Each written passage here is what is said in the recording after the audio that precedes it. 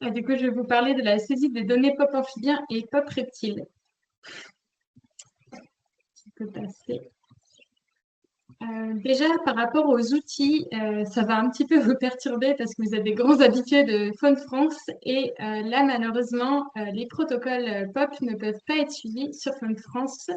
Je vais vous expliquer pourquoi. En fait, en réalité, on a besoin de collecter des informations spécifiques qui sont liées au protocole, notamment des données d'absence, mais aussi des informations qui vont nous permettre de recouper avec des bases météo pour affiner encore nos modèles en termes de probabilité d'occupation et pour pouvoir les corréler avec des paramètres extérieurs aussi. On collecte tout un tas d'informations. Et en fait, ça, c'est très difficilement récoltable aujourd'hui à travers les outils en place de Faune France. Il faudrait demander aux utilisateurs un formalisme vraiment très important d'un point de vue des commentaires, par exemple, et d'expérience. On sait que quand ça prend de l'ampleur, ça ne fonctionne pas bien, malheureusement, de se reposer sur ces formalismes. Donc, on est obligé de mettre en place des outils spécifiques. Les solutions qui ont été mises en place en 2021, donc l'année où la SHF a commencé à faire la coordination du programme, on a mis en place des tableurs Excel standardisés au tout démarrage. La raison, c'est qu'il n'y avait pas vraiment de géomaticiens encore à l'époque à la SHF et donc pas la possibilité vraiment de développer des outils.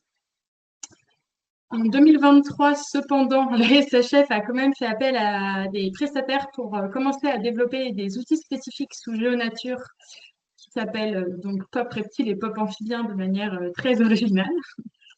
Et en 2024, je suis arrivée en poste en tant que géomaticienne et on en a profité pour simplifier les protocoles en voyant justement la qualité des tableurs Excel et du remplissage des formulaires par les outils GeoNature qui avaient été faits jusqu'à présent et en faisant un peu un état des lieux sur les données historiques. Et on a décidé de méthodes d'accompagnement des acteurs pour la saisie des données et de mieux flécher les outils. Le but, c'est aussi de faire disparaître progressivement les tableurs Excel. Pourquoi? Comme je vous l'ai indiqué, le remplissage sur les outils est malheureusement un petit peu complexe. Les gens font des erreurs de copier-coller. Et puis en termes de traitement et de bancarisation, comme on a de plus en plus de participants et de structures qui nous envoient les tableurs, ça devient totalement ingérable de devoir intégrer des centaines et des centaines de tableurs qui nous arrivent chaque année avec des milliers de données et des erreurs parfois à chaque ligne.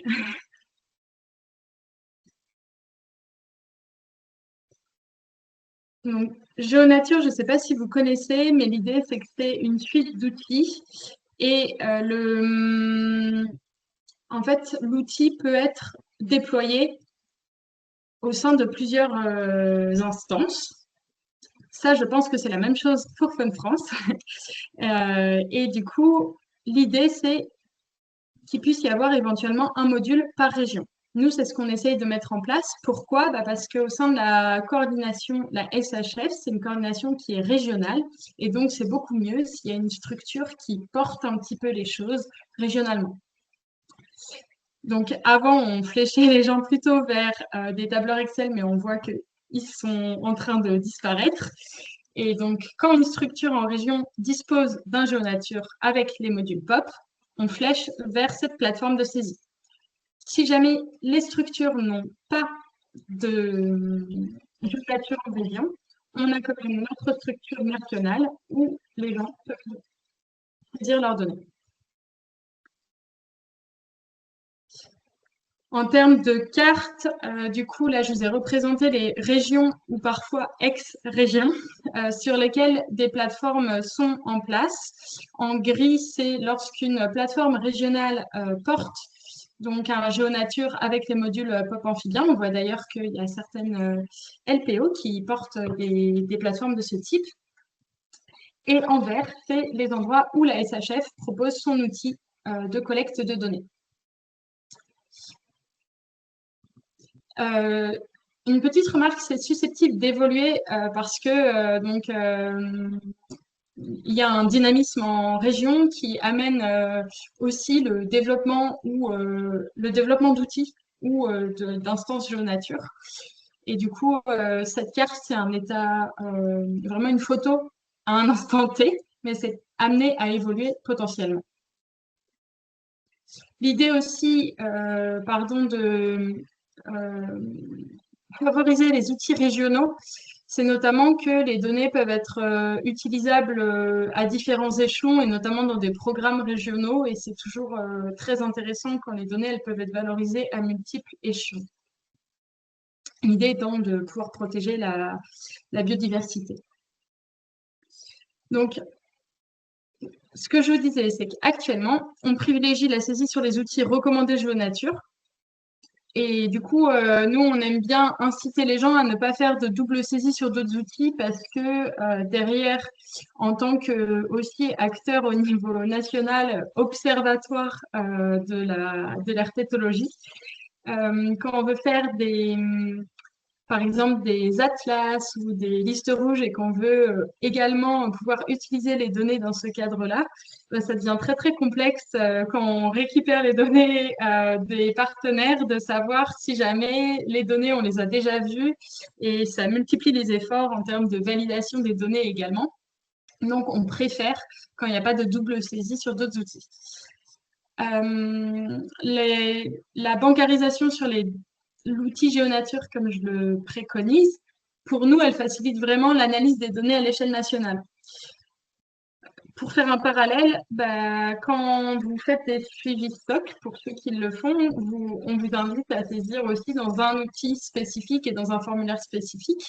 En gros, là, l'idée, c'est la même chose. Nous, on a besoin d'une bancarisation propre des données avec un formalisme assez particulier dans l'idée d'éviter des oublis, de ne pas récupérer certaines données. Là, par exemple, moi, depuis mon arrivée en poste, je me suis rendu compte qu'il y avait énormément de données qui ne nous avaient pas été transmises. Elles sont quelque part sur les ordinateurs des gens ou sur les carnets de terrain de personnes. Et donc, il y a des suivis et des données qui, malheureusement, ne nous ont pas été transmises ou alors dans un état qui était tellement chaotique que mes collègues n'avaient pas pu les traiter et les intégrer aux analyses, ce qui est très dommage. Ou alors, il manquait des champs obligatoires pour les analyser. Cependant, ce soir, donc, on est là dans le cadre aussi de Faune France et on avait discuté de perspectives d'évolution, c'est encore en cours. L'idée, c'était de potentiellement implémenter des formulaires POP dans Faune France, puisque aujourd'hui, les outils GeoNature ne sont pas mobiles et on sait que c'est une problématique qui est intéressante pour les gens qui vont directement sur le terrain. Et ce sont des outils avec lesquels vous êtes aussi, pour la plupart, très familiers. Donc, ça permettrait potentiellement d'augmenter le nombre de participants au programme. Une autre perspective, ça pourrait être de mettre en place des échanges de données depuis la SHF vers Faune France pour que les observateurs qui saisissent dans les plateformes GeoNature puissent récupérer leurs données et n'aient pas besoin justement de faire une double saisie pour visualiser leurs données sur leur compte. Tout ça, ce sont des choses qui ne sont pas aujourd'hui en place, mais qui vont faire l'objet de discussions dès que possible pour trouver la meilleure solution pour vous. Voilà un petit peu l'état des lieux sur les données. Adèle, tu n'hésites pas à compléter ce que je dis sur les diapos perspectives.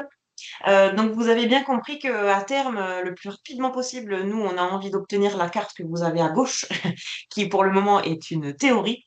Mais pour nous, il est indispensable d'avoir des suivis dans toutes les régions si on veut bien évidemment avoir des tendances nationales qui soient réalistes et qui puissent être le reflet de ce qui se passe réellement sur le terrain.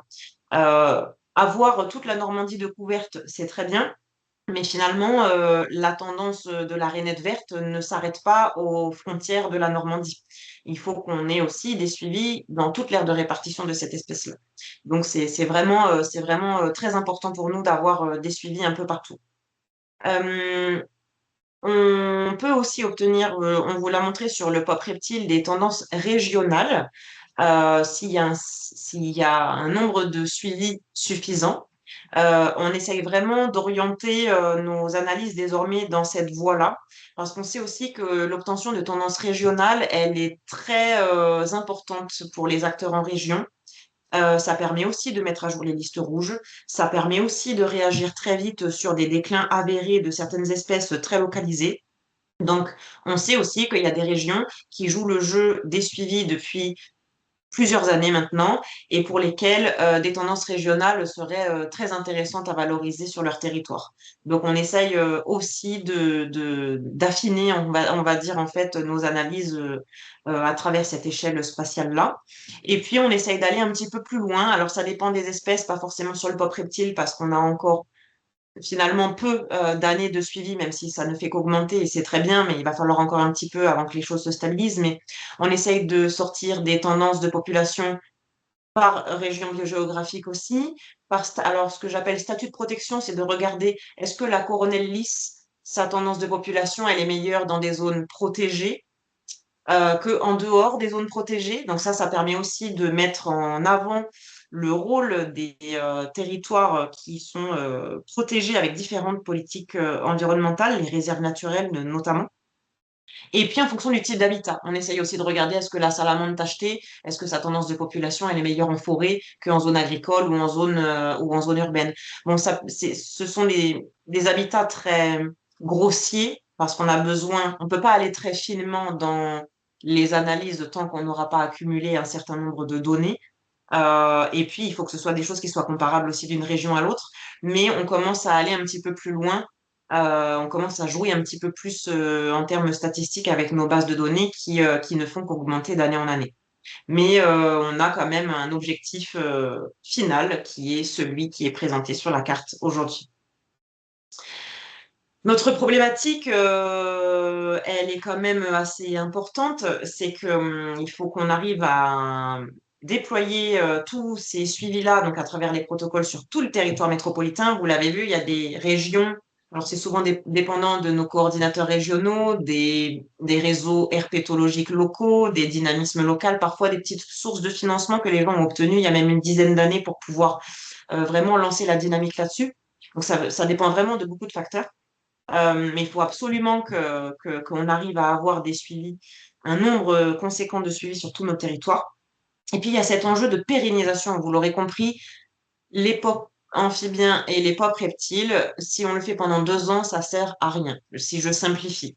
À partir du moment où on met en place un suivi POP, même dans son jardin, si on en a la possibilité, il faut essayer de le tenir le plus longtemps possible. Et c'est ce long terme-là qui va être vraiment la force de ces protocoles-là. Mais malgré tout, à très large échelle, ben, ça coûte de l'argent d'aller sur le terrain, de faire ces suivis-là avec des experts en herpétologie qui sont capables de reconnaître les espèces. Et du coup, ben, on fait face aussi à des difficultés financières dans le contexte politique actuel, de pouvoir faire financer sur le long terme tous ces suivis-là qui sont pour le coup nécessaires. Et puis la coordination, le maintien de la coordination et de l'animation nationale, il est aujourd'hui essentiel également pour nous. C'est nous qui nous chargeons de collecter une grosse partie des données. C'est nous qui nous chargeons d'analyser les données, même à l'échelle régionale, avec nos partenaires. Mais si on veut que tous ces protocoles-là et tout ce programme-là aboutissent à l'objectif principal, il faut impérativement en donner aussi les moyens humains et financiers sur le moyen terme pour que ensuite les choses arrivent en routine. Donc voilà, on a encore du pain sur la planche, mais on y croit et on va y arriver. Voilà, j'ai terminé la présentation. Nous avons terminé la présentation. Ben, merci à tous et merci de l'invitation à cet apérophone et j'espère que ça a été très clair pour tout le monde, qu'on a répondu à toutes les questions et que tout le monde va se mettre dès demain à faire du pop amphibien, du pop reptile et ça va être super.